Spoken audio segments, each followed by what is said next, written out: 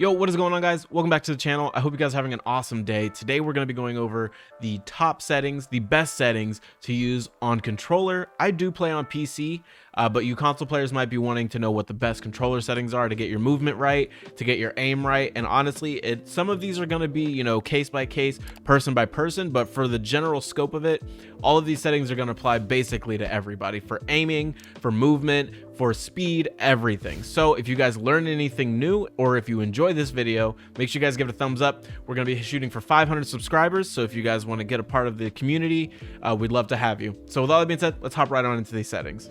So in Call of Duty Warzone, the input method that you want to choose is based on your either personal preference or just what you're overall best with.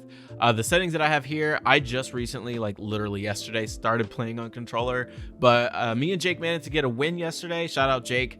He bared with me. I wasn't really, playing the best, but I did drop 5 kills, and I know that's not, whoa, 5 kills, that's trash, kid. But I mean, with a new controller player, it's just how you get it, So I am on controller. I'm using a PS5 controller in the matte black. I love it. It's fantastic. I never knew what all the hype was around controller, but here we are. So we're going to be going for the Battle Royale button layout is tactical flipped. And that just means that your sprint is going to be your right control stick, and then your reload is going to be square, obviously, and then circle is going to be you can crouch with R3. And then you also, another tip I want to give is to make sure that you hit square when you're on this screen, to flip your L1 and R1 so that your shoot and ADS buttons are going to be your bumpers instead of your triggers. If you're not using a scuff, if you don't have one, that's going to help you guys a lot with your trigger distance, because between these two, there's a lot shorter travel distance than the actual triggers themselves. So you're definitely going to want to put those on. I'm using the default stick layout, invert vertical look stick. It's set to disabled because you want to look up, press up. If you want to look down, press down. My left stick minimum input dead zone is 0.10, and I feel like that should be the default for everyone, just because in the game, I don't know if it just registers weird because I'm on a controller on PC, but there is a bit of stick drift. So 0.10 seems to be the best for me, and that's left and right sticks. The max input dead zone, obviously just put it to max because you want to be able to move your stick all the way and not have a cutoff for when you're aiming, so if you tilt it all the way to the left or to the right, you won't be missing your shots because there's a threshold that you can't go past.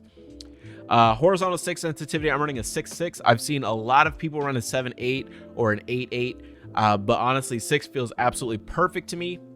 And obviously this is going to be personal preference. Way I would test this is if you go into a private match and have one of your friends run past you and just try to track them and see what works best for you. Or what you could do is go into a custom game, aim at a wall, and just hold down the trigger and just pull down until you feel like your sensitivity is allowing you to shoot perfectly straight. That's how I did it, but a lot of people do it differently. There's the having a friend run past you method and stuff like that. ADS sensitivity multiplier, I have it set to a 0.8, so when I'm aiming down sights, it's going to slow down my ADS time, or my rotational speed, I guess. So it's definitely going to help me stay on target a little bit more because I won't be moving as fast. Like on mouse and keyboard, I have it set to a lot lower, like a 0.65, so that when I'm ADS'd and I'm aiming at a target, because there's no aim assist, I won't be missing my shots. I can slow down, take a breath, and slowly track my target. Custom sensitivity per zoom, turn that off. I mean, you can, I guess, if you snipe a lot and you want a little bit lower than a 0.8 for your sniper ADS for those high zoom scopes, but other than that, I don't really use it. It seems perfectly fine for me on snipers as well as LMGs. Low zoom, high zoom, medium zoom, it doesn't really matter. Aim response curve type, I have it set to dynamic. It reverses the S curve so that when you're aiming and you need to be really fine, like if they're really far away and you need to be perfectly dead on them, especially with snipers, this is going to help with that. Controller vibration, no. Aim assist set to standard, just traditional slowdown when you're near the target. I don't really feel like I need to have it set to the other ones. I feel like if you are a newer player, focusing is a little bit better. If you're either new to controller or just new to FPSs in general, but I have mine set to standard. Scale aim assist with FOV, turn that off. I'll tell you why, because it feels like with the smaller hitbox, or the smaller aim assist hitbox, I feel like you're not, wiggling around as much to hit your target, especially when the player hitbox and the aim assist hitbox are so close together. Having a smaller one, you have a smaller room for error, I guess I should say. So it definitely helps out with that a lot. So I have mine just set to disabled. Weapon mount shared input.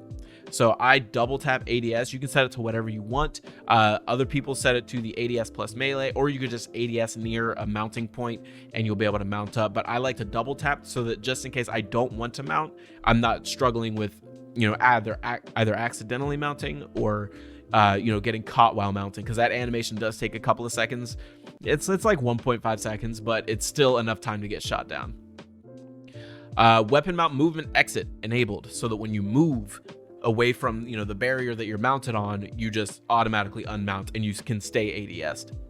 Aim down sight behavior set to hold. Steady aim behavior set to hold. So when you're sniping, just hold down your with tactical, it'll be hold down your stick, and then you'll be able to hold your breath. Equipment behavior hold, so you can hold stuns, hold C4s, whatever it is you need to hold. Throwing knives if you need to. I have that set to hold. Use/reload behavior contextual tap. So depending on what you're doing or where you are or what you're looking at, the game will automatically recognize, okay, he's not looking at an item on the ground or a crate.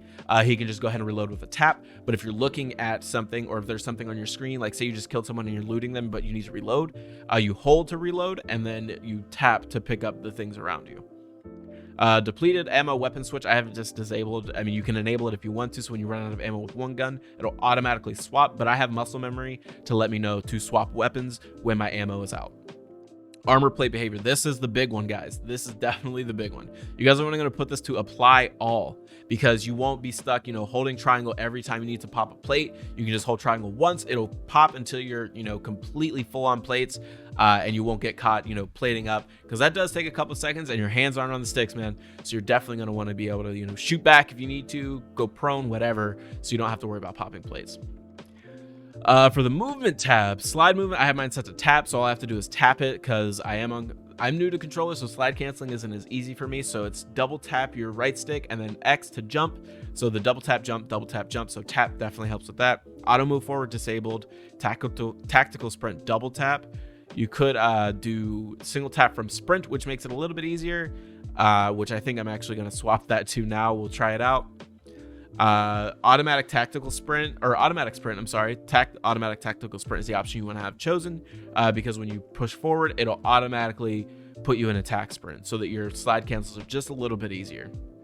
Vehicle camera recenter disabled. Parachute auto deploy disabled. So when you're jumping off, like say a cliff, especially in Caldera with all these high elevations and stuff, you aren't caught trying to pop your chute, and you won't hit that auto deploy when you're X amount of meters off the ground.